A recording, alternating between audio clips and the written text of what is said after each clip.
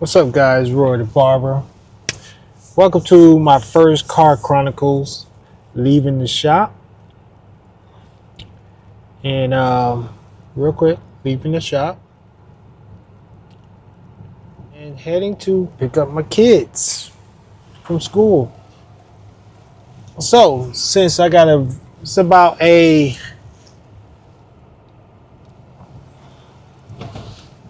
like a 40-minute ride. 40-minute ride to pick them up. Please like and subscribe to the channel. I appreciate the new subscriber and support. I'm trying to keep on putting out content, and this is just another part of being a barber. The life of being a barber. The life.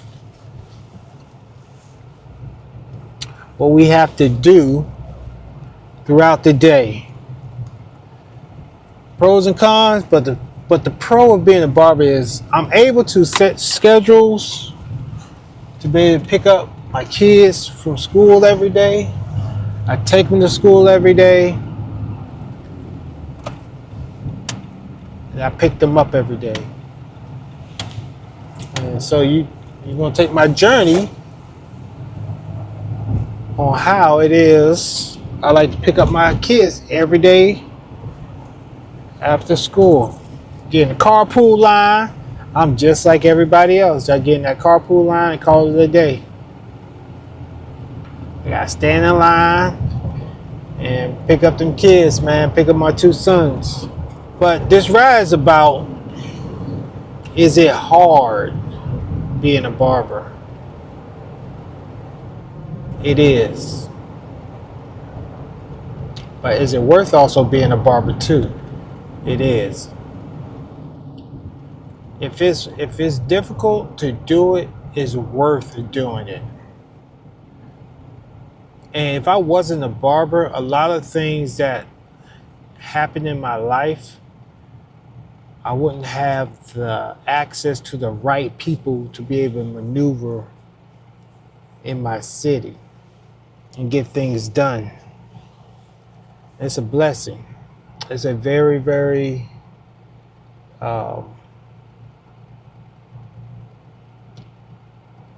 it's very rewarding, and it's like a privilege to have the clients that I have. I appreciate them. It's a privilege for me to service them because of what they can also help me service or do or get things done, man. It's not even about the money, man.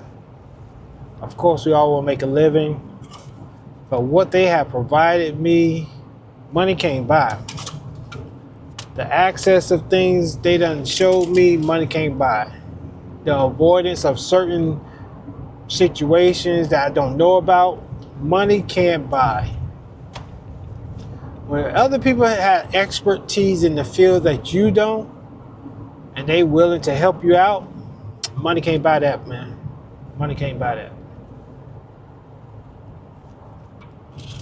That's why it's good to be a great barber, so you can service others and people will serve you without even asking for money. I already posted a video about it. One of my clients was like, I just appreciate bringing my son here, and the conversation you have, he learns something new. He gained a new gem every time he sits in your chair. I never thought about it that way. Sometimes you don't know what you're providing a person through conversations, dialogue, because they're so attentive because of how great you service them. That means they believe any type of advice, or they take in consideration. They might not believe it, but they value your opinion. And that's all you need from people, just to value your opinion. It doesn't have to agree with your opinion. I mean, we all got different walks of life. The beauty of the world and people is we could uniquely move in this world how we want to. And you reap what you sow. That's the beauty of it. That means there's nobody controlling you. You do good, most likely you get good results. Mistreat, be deceitful, misguided, and certain time at the end of the day, those are certain results you will receive that will come your way.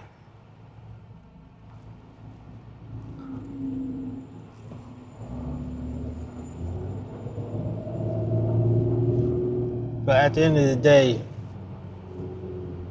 if I had to choose something else, what would I choose besides being a barber? I don't know. It's kind of hard. It's kind of hard to even think about not being a barber.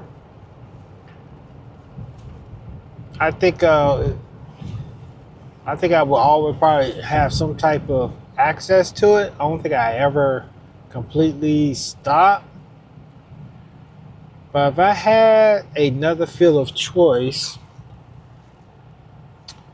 it's kind of hard to say. I'll probably be in either real estate or some type of sales. And if I do get into sales, it has to be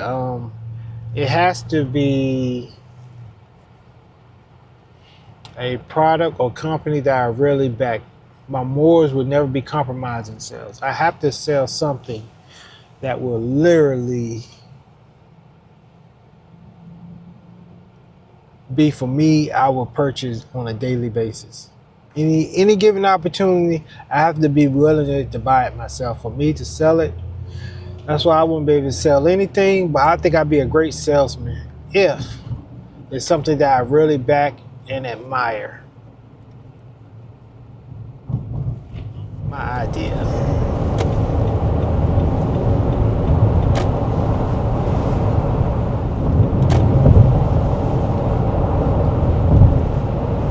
I think people don't understand how much it takes to be a barber in 2025 with how the world is now. Especially with AI, social media, and what people are willing to do to feel like if they're prestige and they don't want to work for that type of accolades, they rather just create the image and not put in the groundwork for it.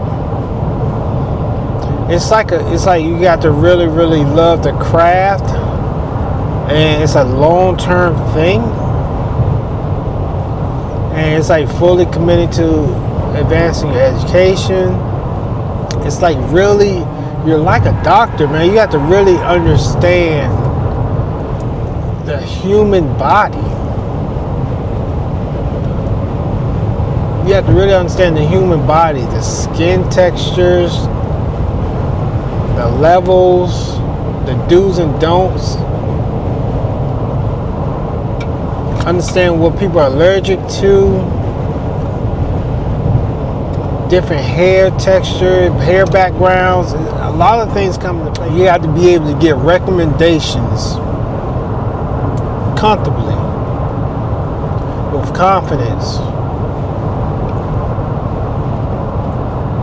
to help them achieve what they're looking for, wherever look, or wherever daily activities or daily routine they trying to do.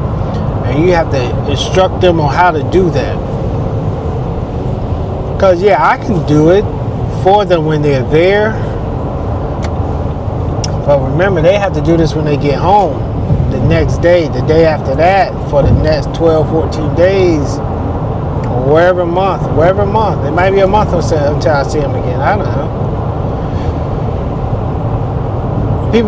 People always talk about the repeat clients, but there are different levels of clients. You have the weekly clients. You have the clients that might come twice a week. You may have clients that come bi-weekly, once a month, every 3 weeks, every couple of months, every 3 months, twice a year. There's different levels of your clients that come through, and they, even though they might come twice a year, 3 times a year, once a month, twice a month, doesn't matter. They want you to remember them as if they just came yesterday. They want you to remember their name, what you talked about, and if you remember the conversation previous to before, that's the biggest thing you can do. The biggest thing I can tell you as an upcoming barber, if you're having a conversation, if you want to take notes throughout about conversation with your clients or their situations, and when they come to you next time and you ask them about it, locked in. If you want to ask them about it, you locked in. Just remembering the conversations to where they're not just another person, and you really were listening to and concerned about their situations, and you bring it up next time they come through and they say, hey man, how did that job interview go? Oh man, you say you was having a kid, man, how did it go? I remember one time, one of my clients told me about a situation. It's good and the bad, right? One client told me about a situation. I brought it up. He was like, oh man, you remember? I said, yeah, well, I wouldn't remember, man. It was very important. It was a very important conversation we had. That was very important to you. One time, and then the con of it, I brought up a situation, how excited he was about the other situation, but come to find out, the situation wasn't good when you come back the next time. And it's kind of felt like, I felt so bad for him because I brought up a memory that he didn't want to think about. But sometimes it's a gift and a curse, especially if they open up about you about a certain special situation, and then the next time you see them and you bring it up and it doesn't come out the pan how they thought it was going to be. It's a tough pill to swallow for them. And then, and so happened I bring up the last conversation when it was there. Yeah. But at the end of the day, it's more rewarding. There's more pros and cons to it. There's some cons to it, but you can't let bad situations take over the possibility of all good situations.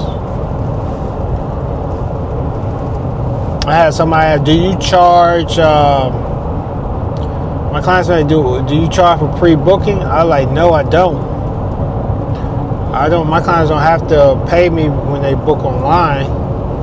He said, what about the ones that book it and don't show up? I said, well, that's just the good and the bad with it. I can't allow that person to take away the integrity of the ones that do show up. Yeah, it's always going to be two sides of the coin, but at the end of the day, I can't allow the bad apple ruin all my good apples. I can't allow it, and I won't allow it. It just come with the territory. It's okay. That's how you understand. That's how you understand who's who. Anyway, if a person can think they could just book and not show up, that's okay. You need to figure. That's how you help figure out the ones that you can not service. You don't have to service everybody. People think barbers just have to accept whoever come in the shop. They don't. They can turn down the service. They don't have to service everybody.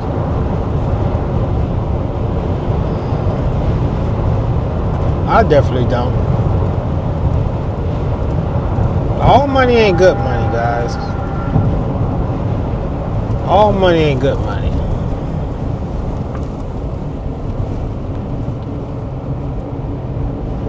This ain't Hollywood. You know that thing in Hollywood. They said ain't no such thing as bad publicity.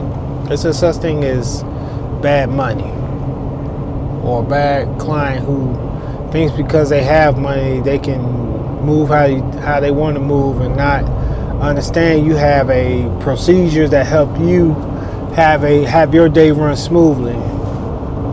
I used to have clients. Well, it used to be clients used to try to not use appointment system. They just want to call all the time, and then eventually they figured out like, yo, this dude never available. No, plan ahead. just plan ahead. Just plan ahead. That's all you have to do. Everybody plan when they doctor visits. Everybody plan when they go see every other health issues or service, dentist. They just don't walk in the doctor's office. Unless you watch it in the urgent care or emergency room, but you just can't walk in the doctor's office talking about, hey, yeah, I'm trying to see if I can get an appointment today. Or I could get seen right now. They'd be looking at you crazy. So why would you not expect the same type of system in place in another business that this person got open? Barbering is a business. It's a good business. If you run it, if you have your operation run correctly, it took me a while to figure out how I like to do it. And that's just the nature. How I like to do it might not fit for another barber situation. And that's okay. Everybody's situation ain't your situation. There's no wrong way to being a barber. It's just only about one way you're supposed to treat people, with integrity and treat them right. As long as you do that, some barbers don't do appointments. They just do straight only walk-ins. They just show up and. But I got too much responsibilities. I have 3 kids, whole household. 3 kids, wife at the house. I had to stop at the store. I had to go get me some vitamins, man. Let me tell y'all, being a barber, you better keep yourself in shape. Not even in shape. Just make sure you control that weight. Standing all day. Make sure you control that weight and you got some good shoes on. I wear boots. Boots are. You wear them boots. I got these work Timberland boots. Best boots ever. Best boots ever. These things are all world. I definitely gotta get another pair. These boots are all world. All world boots. Let's get to these clipper companies keep coming out with stuff, man. I do want the new Babyliss Tune 45 clipper. I do want the clipper. But it's like,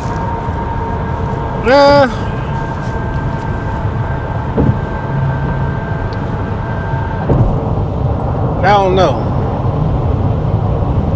The clipper cool, but it just reminds me of my JRLs, 2 speeds. I don't see. They just remind me of my JRLs. I don't see the purpose in getting them. You know, that's an accomplishment for a person to be able to bring out their own clippers, collaborations. It's pretty dope. That was dope. But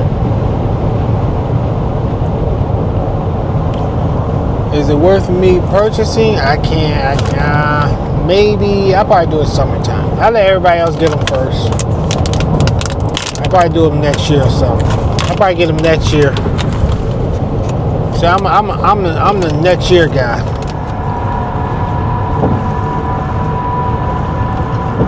And then we'll see how it is after that.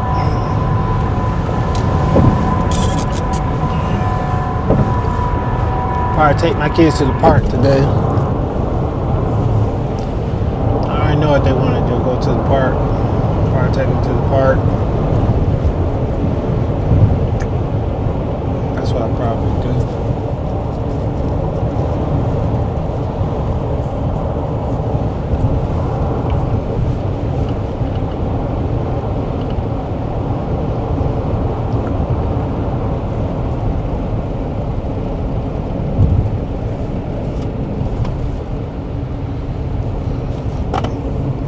I wonder,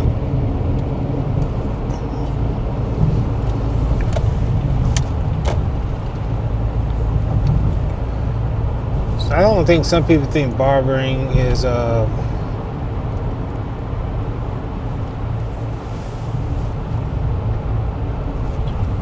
think when you try to become a barber, you definitely should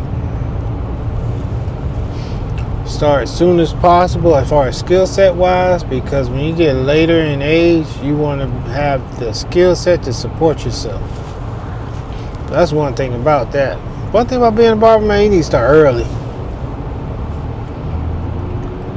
And then you can grow with your generation or your decade. Because in the beginning, when they're young, the ones that's your age eventually become professionals. And then once they become professionals, they're your clients anyway, so they can start paying you more. So that's one thing about being a barber, man. You can grow with your clients, age with your clients. Everybody else does it. Music artists does it. Jay-Z got his fan base. Bootsy got his fan base. All his age brackets. Beyonce got her fan base. All her age brackets. They grew up with her. Barber the same way. Barbering the same way. Being a barber the same way. You mess around and you've been uncut somebody for 20 years. You start at 20, now you 40. And he was with you at 20, he's with you at 40. And that's how it is. You just like an artist. Just like an artist. Everybody grow up with their music, that's their era. I remember I be going sometimes to 40 and up parties. Oh my goodness. The music they play, I get it. That's their era. Barbering the same way, that's their era. For real, for real. Alright guys, I'm going to end this video. Please like and subscribe to my channel. I hope you enjoyed my rant, my first car chronicles. And I'm going to try to do this more often. It's pretty cool. Y'all have a good and blessed day.